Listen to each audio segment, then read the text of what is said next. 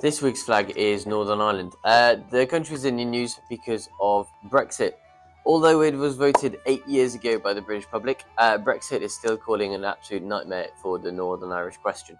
Northern Ireland's politics have always been quite volatile because of the division of the Irish island between the Republic of Ireland, which is part of the EU, and Northern Ireland, which is part of the UK and now obviously outside of the EU.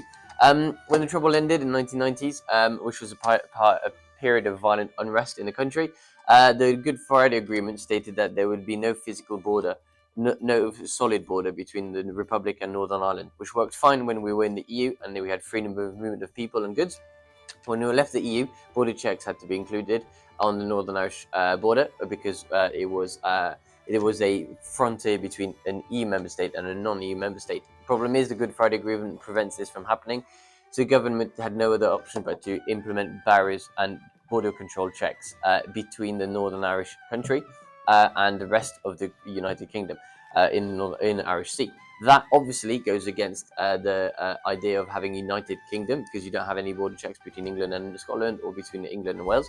And that led to the main party in Northern Ireland at the time, the DUP, which wants to remain with the UK, to basically go on strike and refuse to take their jobs in the government. As a result, over the last 7 years, Northern Ireland has only had a government for 2 of these years.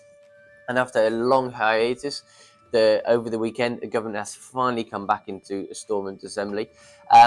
Interestingly, it's now being led by Sinn Féin, which is a party that wants to reunite with the Republic of Ireland, and that's the first time it's ever happened in Northern Irish history. So a lot is happening in Northern Ireland, all because of a Brexit vote. The Northern Irish people decided to actually remain in the EU. So actually they're having to deal with the consequences of something they didn't technically vote for. So yeah, 8 years on, still talking about it. 8 years on, the Northern Irish question still isn't necessarily resolved.